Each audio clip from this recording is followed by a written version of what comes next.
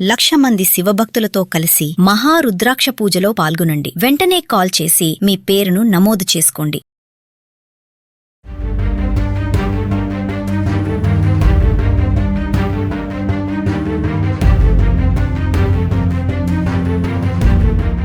నమస్తే, welcome back to Suman TV. Present మనతో పాటు ఉన్నారు ఎక్స్ పోలీస్ ఆఫీసర్ రెడ్డన్న గారు. నమస్తే సార్. సార్, కాకినాడ తుని మండలంలో మిస్ అయినటువంటి జాహ్నవి 6వ తేదీన మిస్ అయింది.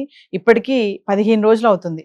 మరి ఎన్డీఆర్ఎఫ్ బృందం కానీ ఇది ఇప్పుడు 2 రాష్ట్రాలకి ఒక ఛాలెంజింగ్ కేసు అయిపోయింది సార్. చిన్న పాప విషయంలో అయితే కొన్ని ప్రూఫ్స్ వస్తున్నాయి, పాప క్షేమంగా ఉందని చెప్పేసి కొన్ని వార్తలు కూడా వినబడుతున్నాయి. పోలీసులు కూడా గట్టిగా భరోసా ఇస్తున్నారు, పాప బ్రతికే ఉంటుంది, మేము పాపను తీసుకొస్తామని అంటున్నారు. మరి కొత్తగా ఏమైనా అప్డేట్స్ ఉన్నాయా సార్? ఏం లేవండి, మామూలే. 6th పోయింది, 6th 11:30కి. ఆ తర్వాత ఎన్డీఆర్ఎఫ్ బృందాలు, ఫారెస్ట్ డిపార్ట్మెంటు, లోకల్ పోలీసులు అందరూ దాదాపు 250 మంది సిబ్బంది, దాదాపు బయట ప్రజలు కూడా 250 మంది, 500 మంది దాకా దాదాపు ఒక 5 కిలోమీటర్ల పరిధిలో క్షుణ్ణంగా గాలించినా కూడా ఈ అమ్మాయి జాడ కనపడలేదు. ఆ తర్వాత కుక్క అమ్మాయిని ఫాలో అయింది. తర్వాత వచ్చి తల్లి భవానీతో చాలా వింతగా ప్రవర్తించింది. కాబట్టి కుక్క ఎక్కడైనా చెప్పగలుగుతుందని చెప్పి కుక్క పైన ట్రాకర్ పెట్టి దాన్ని వెంట పోయినారు. ఏం చేసినా దొరకలేదు.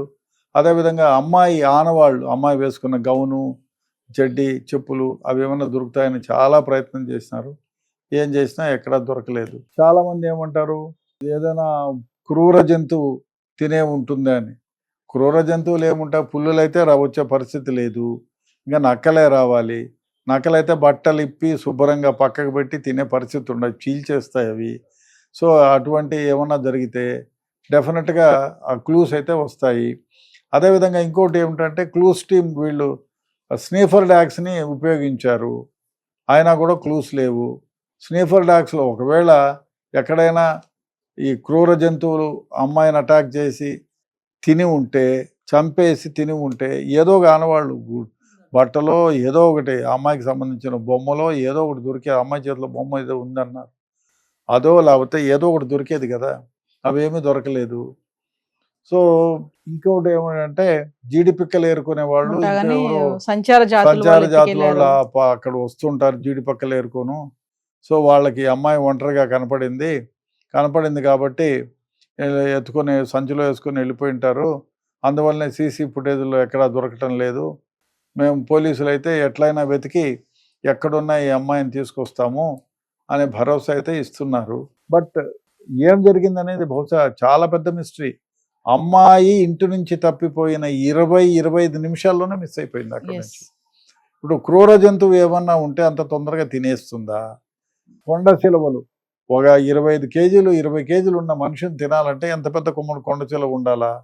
డెఫినెట్గా ఇది తిని ఉంటే అక్కడ నుంచి కదిలిపోతుందా? పోలేదు కదా. సో ఇవన్నీ ఎక్స్పెషల్లీ కొందరు ఏమంటారు, ఎవరో ఆ దారిన పోయేవాళ్ళు చూసి అమ్మాయిని కిడ్నాప్ చేసుకుపోయి ఎక్కడో అమ్మేసి ఉంటారని. ఈ జీడిపక్కలు ఏరే వాళ్ళు కూడా తీసుకెళ్ళి ఎక్కడైనా అమ్మేసి ఉంటారు, కిడ్నీల కోసమో దేనికోసం అని ఒకటి, లేదు పిల్లలు లేని వాళ్లకు దూరంగా తీసుకెళ్ళి అమ్మేసి ఉంటారు అనేది ఒకటి అభియోగము. క్రూర జంతువుల బారిన పడినట్టయితే ఎక్కడ ఏమీ ఎవిడెన్స్ లేదు. అంటే సార్ ఇప్పుడు ఆనవాళ్ళు ఏం కనబడట్లేదు కదా సార్, అయితే పాప క్షేమంగా ఉందని అనుకోవచ్చు అంటారా? అంటే ఒకవేళ ఉంటే ఉండొచ్చు, చెప్పలేము. ఇప్పుడు చాలా మంది మనం చూస్తుంటాం, బజార్లో ఆడుకునేదానికి మన తల్లి ఉంటుంది, అన్నం తినిపిస్తూ ఉంటుంది, ఇంకో చిన్నపిల్ల ఏడిస్తే ఇంట్లోకి పోగానే ఈ రోడ్లోకి పోతే పిల్లల్ని ఎత్తపోయిన సందర్భాలు కోకొల్లలో ఉన్నాయి. 2-3 నిమిషాల్లోనే మాయమైపోయిన సందర్భాలు ఉన్నాయి. తర్వాత ఆ మాయమైపోయిన పిల్లలు ఎక్కడో కిడ్నాప్ అయ్యి ఎవరికో అమ్ముతూ ఉంటే పోలీసులకు చిక్కి వచ్చిన సందర్భాలు ఉన్నాయి. అయితే కొన్ని కేసుల్లో చాలా కాలమైన బయటికి రాని కేసులు ఉన్నాయి, చెప్పలేము. ఈ వెంకటసామి మనవడి కేసులో కూడా 1994లో ఎప్పుడో తప్పిపోయినాడు అబ్బాయి, 11 ఏళ్ళ అబ్బాయి. స్కూల్కి వెళ్ళినారు, వదిలే టైంలో ఒక మారుతి వ్యాన్లో ఎవరో వచ్చి ఆయన పికప్ చేసుకుపోయినారు. ఆ తర్వాత ఇన్వెస్టిగేషన్లో నాకు ఇన్వెస్టిగేషన్ ఇచ్చారు, మా దగ్గర నుంచి సిబిఐ వాళ్ళు తీసుకున్నారు. ఎంత ఇన్వెస్టిగేట్ చేసినా ఆ కేసులో క్లూస్ ఏమీ రాలేదు. ఆ విధంగా చాలా కేసులు ఉన్నాయి. పిల్లల్ని కిడ్నాప్ చేసి తీసుకుపోయిన కేసుల్లో కానీ, కిడ్నాప్ చేసిపోయిన కేసుల్లో చిన్నపిల్లలు మిస్సింగ్ కేసులు, తిరునాళ్ళకు పోయి మిస్ అయిపోతారు చూడండి, వాళ్ళు ఎక్కడో 10 ఏళ్ల తర్వాత తిరిగి వచ్చిన సందర్భాలు ఉన్నాయి. 20 ఏళ్ల తర్వాత బ్రతికి బయటకు వచ్చిన సందర్భాలు ఉన్నాయి.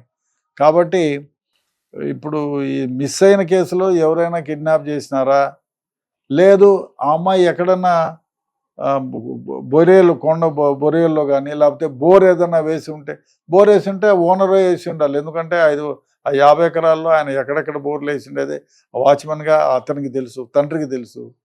అదేమీ కాదు, చిన్న చిన్న గొయ్యలు గుంతలు ఉన్నాయి. అక్కడ క్షుణ్ణంగా ఎన్డీఆర్ఎఫ్ బృందాల దగ్గర నుంచి పోలీసులు వెతికినారు, ఎక్కడ అమ్మాయి ఆచూకీనే కనపడలేదు.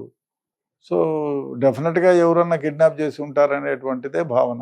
అదే నిజమైతే డెఫినెట్గా ఇవాళ కాకపోయినా రేపు పిల్ల దొరుకుతుంది అనేటువంటిది ఒక ఆశ. ఒకవేళ చనిపోయి ఉంటే ఏదో ఒక ఆధారం దొరుకుతుంది. అవును, ఏదో, ఎందుకంటే చాలా మంది అక్కడ బృందం ఎన్డీఆర్ఎఫ్, మీరు అన్నారు ఎన్డీఆర్ఎఫ్ బృందం బాగా గాలిస్తుంది, ఎక్కడ చూసినా మొత్తం 50 ఎకరాలు జల్లెడేస్తున్నారని అనుకోవచ్చు. 50 ఎకరాల్లో కాదు, చుట్టూరా ఉండే 2-3 కిలోమీటర్ల పరిధిలో ప్రతి ఇంచు కూడా గుట్ట, రాయి, పొద అన్ని కూడా గాలించారు. సో పాప అయితే బ్రతికే ఉందని మాత్రం అనుకోవచ్చు, మనం అనుకోవచ్చు. చూడాలి సార్, మరి పాప క్షేమంగా రావాలని ప్రతి ఒక్కరు కోరుకుందాం. కోరుకుంటున్నాము. అవును. Thank you. రైట్.